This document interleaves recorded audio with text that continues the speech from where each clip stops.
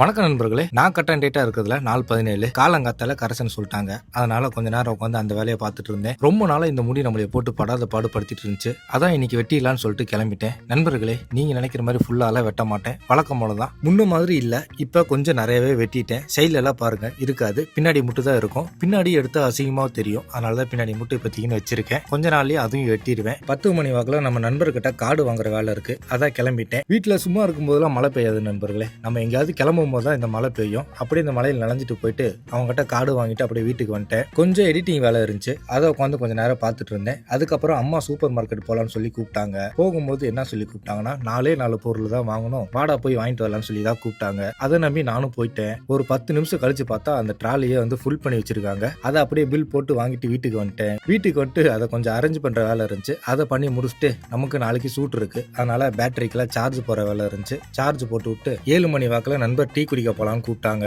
நானும் அப்படியே கிளம்பி போயிட்டேன். ஊரு கதை உலக கதை எல்லாம் பேசிட்டு அப்படியே ஒரு டீயை ஒன்று போட்டு அங்கிருந்து கிளம்பி வீட்டுக்கு வந்துட்டேன். நாளைக்கு ஷூட்டுக்கு தேவையான எக்யூப்மெண்ட்ஸ் எல்லாம் பேக் பண்ற வேலை இருந்துச்சு. அதெல்லாம் அப்படியே பேக் பண்ணிட்டு கொஞ்சம் எடிட்டிங் வேலையும் இருந்துச்சு. அதையும் அப்படியே கையோட முடிச்சுட்டு அப்படியே நானும் தூங்க போயிட்டேன். ரைட் நண்பர்களே, இந்த நாளை இதோட முடிச்சுக்கிறேன். கட்டன் ரைட்டா இருங்க. நாளைக்கு சந்திப்போம்.